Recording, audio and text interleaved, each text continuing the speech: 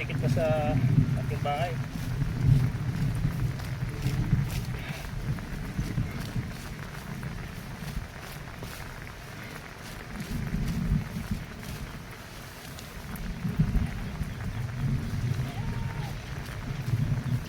Ipunin ko sana pagkain ni Dagol, kaya lang maputik na eh.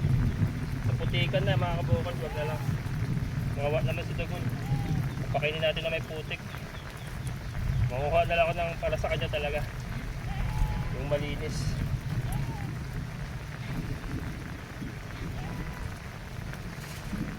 Ano? Ito yung mga dumikit sa ano. Yung nakadikit na talaga sa dingding. Ayan.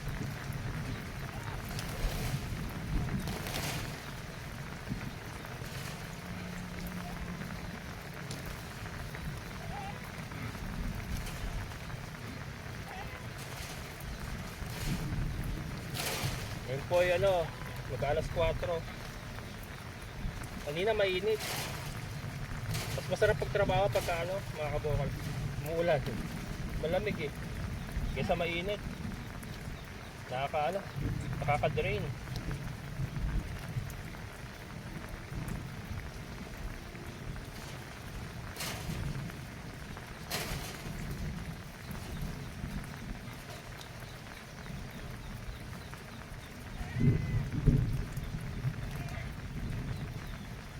Bagyo ba? Ito lang kung may bagyo eh. Parang wala naman. Ano lang talaga. Nag-ulan lang talaga.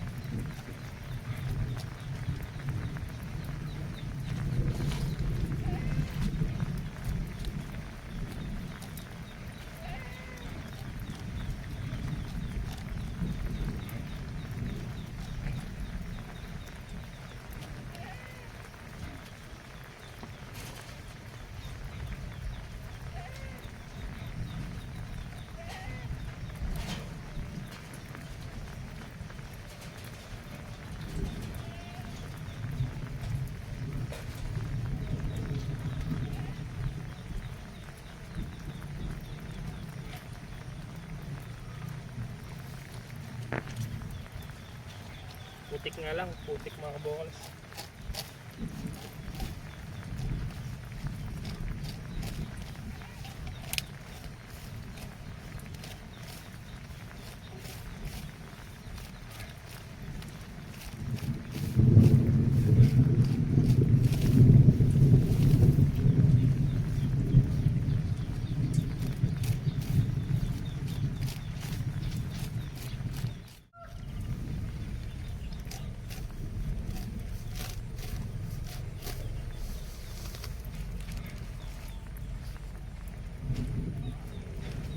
Yan. Ito mahirap eh oh. Yung mga ito sa tabi. Ito kailangan talagang bunutin.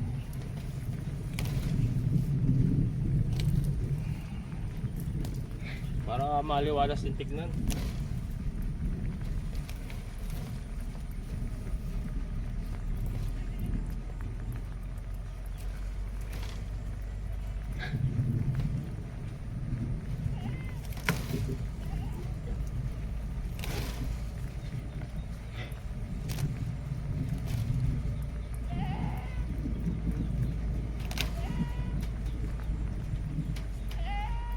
Minsan mahirap din walang tauhan mga kabukals.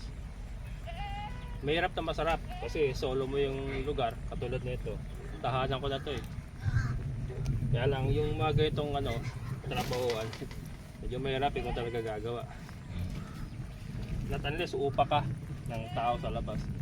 Kaya lang ano, biosecurity kasi ang isang iniisip ko kaya hindi rin tayo makapag-hire ng ano, tao sa labas. Siyempre iniisip din natin mga baboy natin.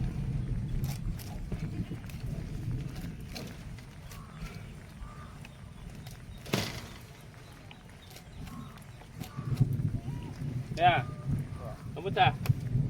Bili po. Ha? Bibili? Akala ko sila Ate Gemma. Ito sa atin, ewan ko po kung kuwan. Hindi pa umuwi? Hindi pa nakauwi? Hindi pa. Baka ano, na-delay. Baka na-delay yata po kasi ano, sa 20 kasi yung birthday niya eh. June 23 pa birthday? Bukas na yun. June 23? Ay, 28. Ah, 28. Ah, baka habol pa sa birthday niya. Yun nga po. Ayan, shoutout kay Ate Gemma. Kuya Marshall. Oh, sige. Tutik. Yan, Ate Gemma. Tinanong ko lang kung ano, ba't di ka pa umuwi?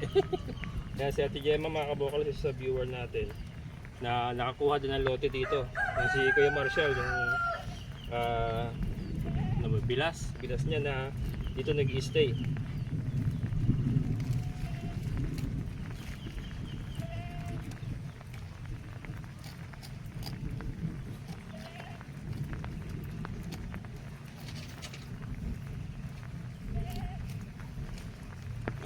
Assist. Ito tatapalan ko pa ng yero to mga kabokals. Kasi yung ano, yung ating pinolik na plywood ay ano, marupok na.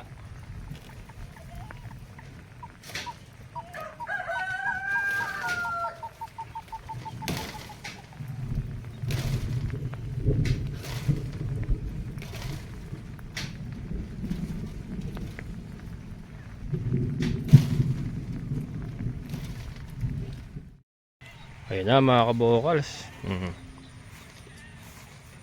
Ito yung mga natanggal natin damo, dami oh. Yan. So yan po yung nilinisan natin yung gilid ng ating bahay.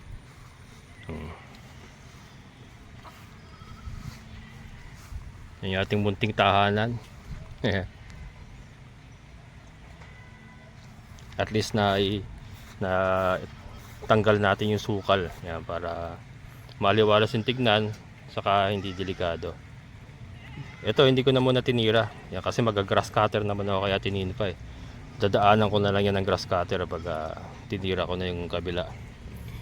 Then ito, dilim. Mukhang bubuhos ang malakas ang ulan. Alas 4 pa lang.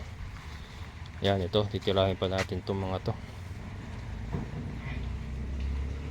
Buti na lang meron akong cameraman. Ay ate, di ba? Hindi lang pang ano, hindi lang pang transport, pang cameraman pa yung ating sidecar. Oh. Muulan eh. Oh. Wala akong silungan ng cellphone ko eh. Oh, ayan. Ayan mga kabukals. Naku po, ayan na. Bubuhos ang malakas sa ulan. Napakadilim ng kalangitan mga kabukals. Ayan. So, ito pala muna tirahin ko. Pala oh.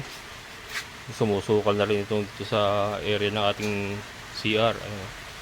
Yung mga ano, mga baging ano na. Tirahin ko muna yan.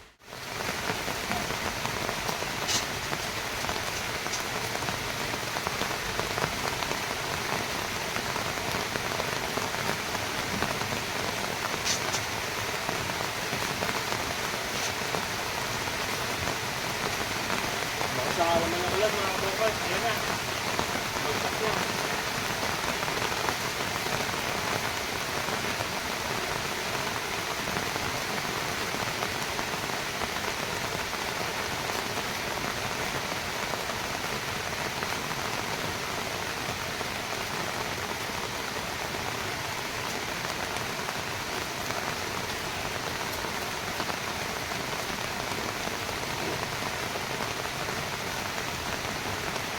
Pagbilin na. Pero ano pala, 4:30 pala. So, ano yan, sa ulan.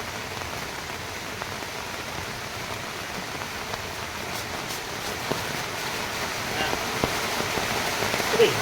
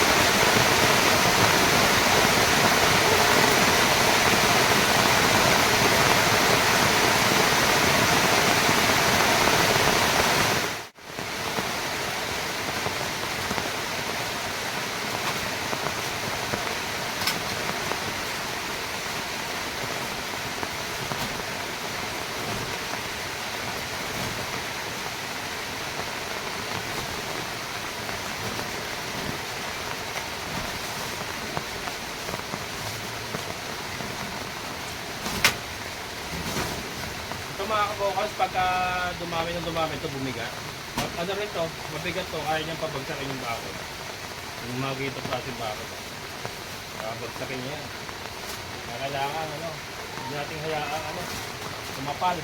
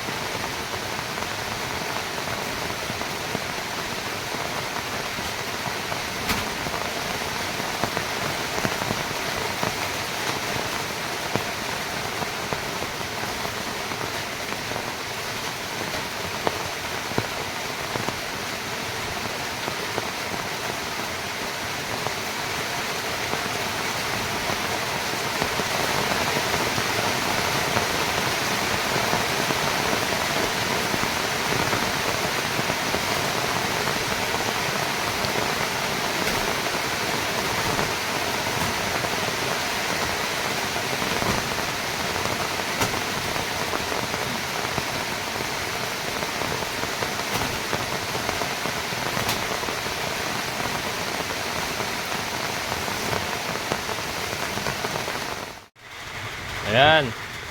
Natanggal na natin mga kabukals. Medyo maliwalas, oh. Maliwalas. Ayan. So, ito. Kakayanin ko pa ba? Giniginaw na ako eh. Giniginaw na si Kalbo eh, ha? Teka.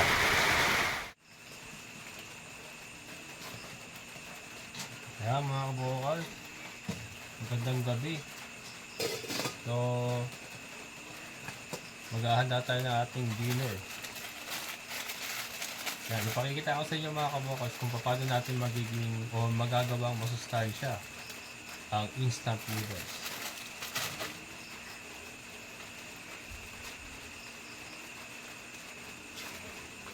Ayan. So, syempre, meron tayong instant noodles. Meron tayong brown eggs. At ito mga kabukals, fresh from the tree, malunggay. Lalagyan natin ng malunggay mga kabukals.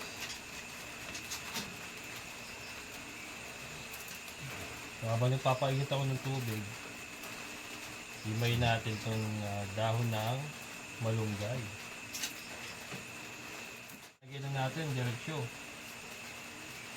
para pag kumulo siya, maluluto na yung malunggay.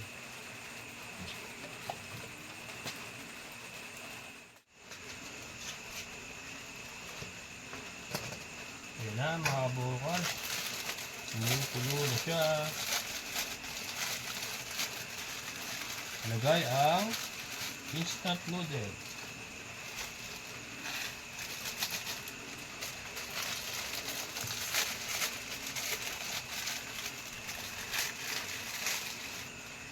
Chicken flavor to mga kabukals kasi lalagyan ko na itlog.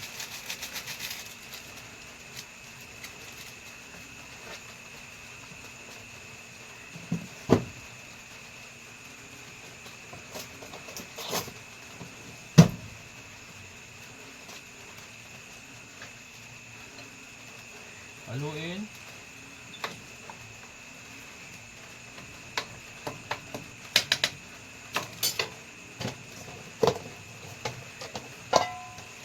Lagyan ng paminta.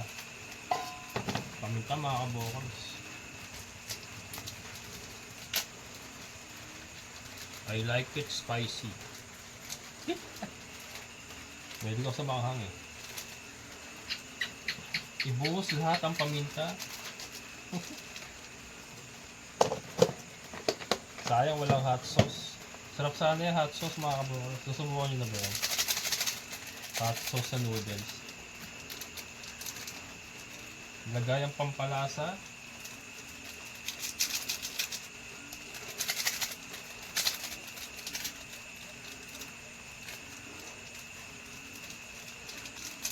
Haluin.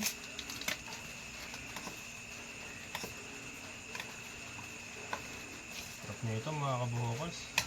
At masustansya. O diba? Sa simpleng instant noodles lang, magagawa natin masustansya. Dapat pala nadamihan ko pa yung malunggay bali sa susunod. Pwede ko palang damihan. And babatiin pa yun.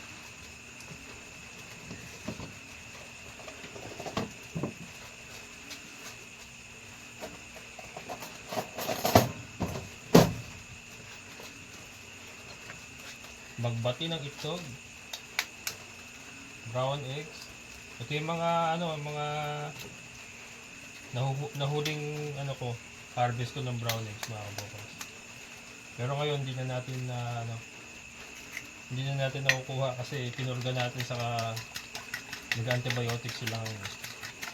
Batihin ang itlog. Patayin ang kalan. Sayang kuryente. Mainit pa yun.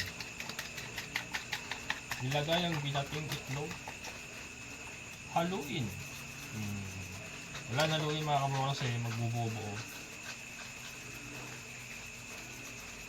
Yun. Perfect. What a nice.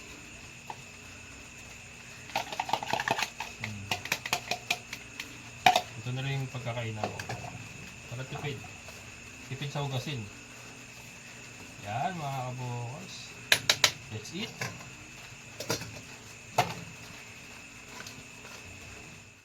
Ayan mga kabukals. Ating noodles. Pasensya na, nasisilo kayo mga kabukals. Nagbabounce back. Tumatalbog yung ilaw. Kanin tayo. So ito lang ulam natin mga kabukals. May shoutout kay Ate Ninfa. Ate Ninfa, nagagamit ko yung mga rice cooker mo. Ang binigay sa atin ng Ate Ninfa. Isalin sa mangkok.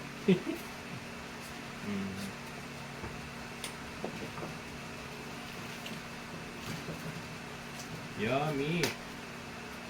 Sarap. Ayaw talaga, walang hot sauce.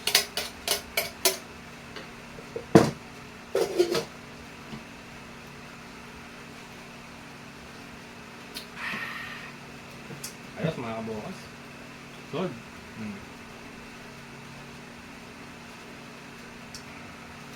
Apo.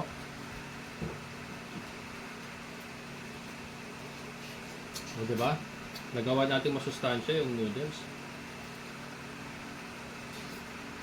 Susunod na damihan ko yung malunggay, pwede pa lang damihan. Pwede ito mga kabukals kung meron kayong pechay bagyo, ganyan. Pwede yung ganun. Pagka nakapagtanim tayo ng mga pechay natin dito, gagawin natin yun. Nalagyan natin ng pechay.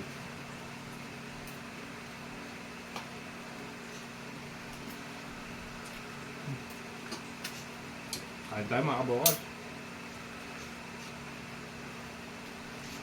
Ang buhay ko rito.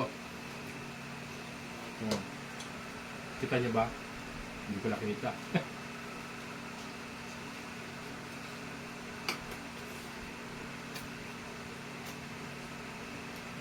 Si Chloe. Sama ko si Chloe. Dito yung pagka umuulan, yun yung dalawa, nakakulong. Kasi nagkakalat ng putik pa labas-masok. Kaya kinukulong ko sila. Si Chloe kasi, steady lang yan. Dito lang yan, madala niyang lalabas lang yan pagka pupupo siya sa kabibibi. Hindi siya yung playful. Yung dalawa kasi masyadong playful. Kaya sila. Ano to?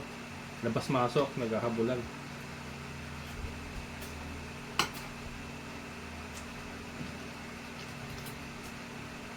Yup.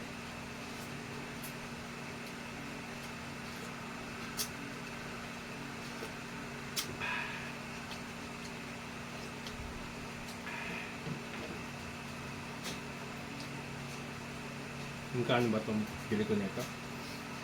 15 yata isa. 15, 10. O, diba? Dalawang piraso, kung 15, 30 pesos. Pwede na, diba? Meron tayong dinner na masustansya.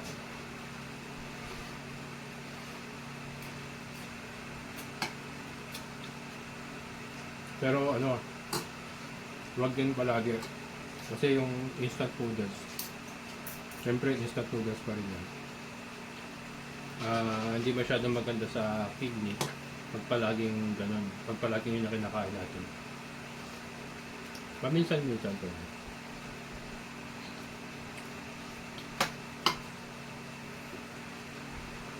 Ay, kalimutan ko to.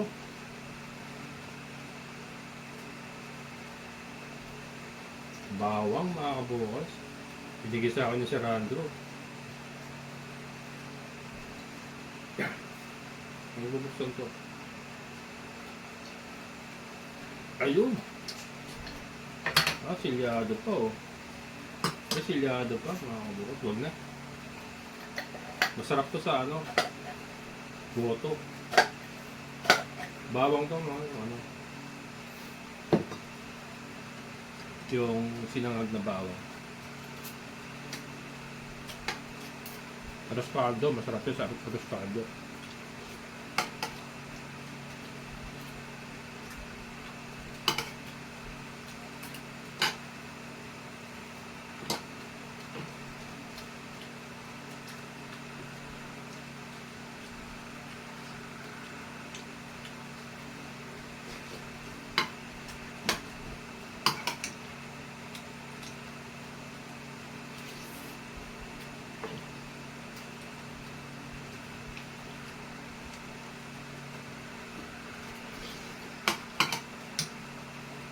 Sarap, mainit.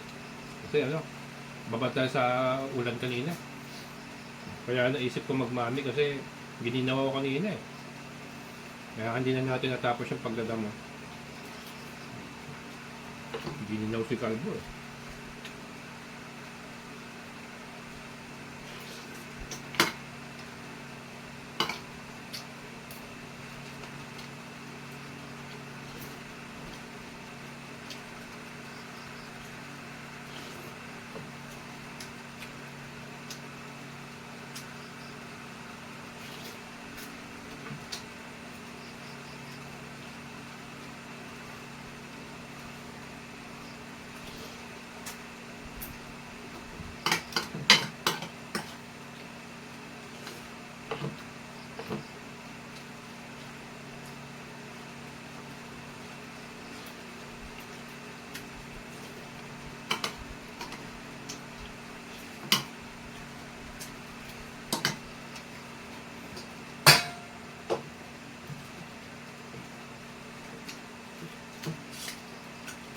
Tingnan natin yan.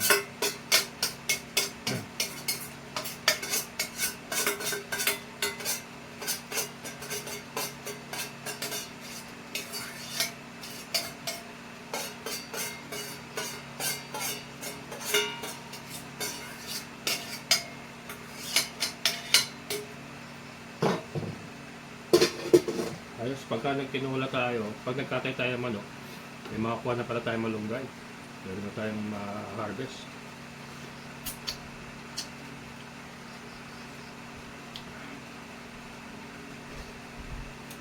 Pararamihin ko pa yan. Manguha pa ako ng pananim. Hiningi ko lang yan kasi doon sa kapitbahay ko sa ano, San Jose. Pagka nakauwi nga, makahingi ulit. Kaya tinin pa pala, papatanim din sa lote niya.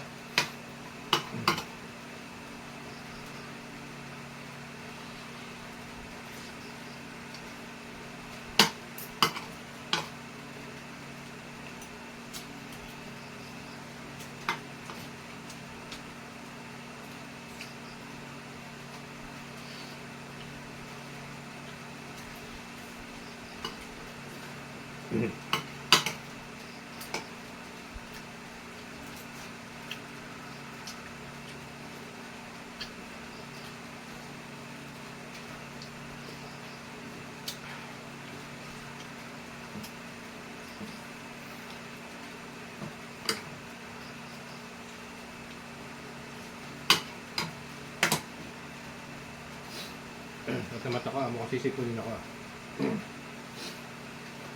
May vitamins naman tayo.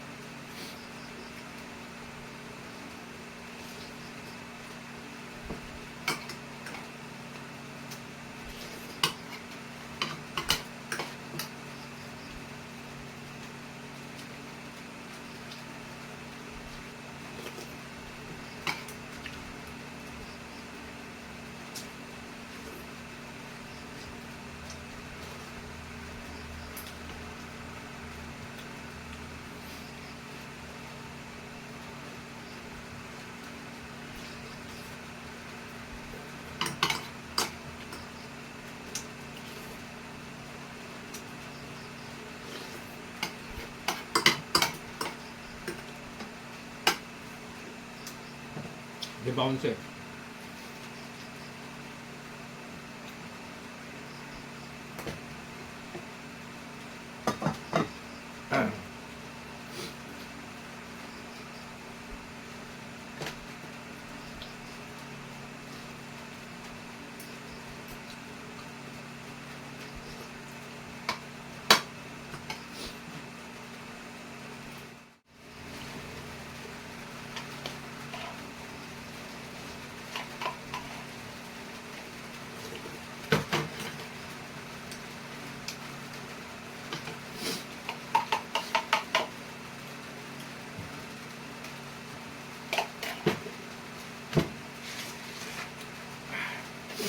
The best. Ayan mga kabukas, nakaraos tayo ng ating dinner sa noodles lang na may malunggay at itlog. Ayan. So, dito po na ako. Ayan mga kabukas, yun po aking may babahagi sa inyo for today. Maraming salamat po sa lahat ng mga solid kabukas at mga challengers na palagi pong nakasubaybay po. Maraming salamat. Siyempre sa ating kaibigan po Sir Boyet. Sir, thank you so much. So hanggang dito na lang. Muli, ito yung kabukas farmer. Nagsasabing sabay-sabay tayo mga harap, magsikap. At yun sa lahat ay kumilos. Siguradong ulan ng ating amazing na buhay. Bye-bye!